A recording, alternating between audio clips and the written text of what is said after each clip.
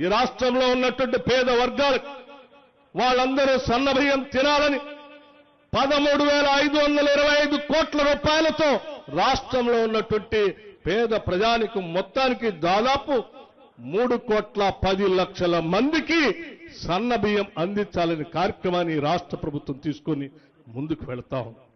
ఇది ఆనాటి ప్రభుత్వాలు సన్నబియ్యం అని సన్నాయి నొక్కులు నొక్కారు తప్ప ఏ ఒక్కరోజు కూడా ప్రజలకు సన్నబియ్యం ఇవ్వాలనేటువంటి ఆలోచన చేయలేదు. ఈ రోజు మన ప్రభుత్వం, పేదల ప్రభుత్వం అందరికీ సన్నబియ్యం ఇచ్చే కార్యక్రమం చేపడుతుంది. అంతేకాదు పండించే రైతులకి 2,675 కోట్ల రూపాయలతో వరి సన్న ధాన్యాన్ని పండిస్తే బోనస్ ఇస్తా ఉన్నాం.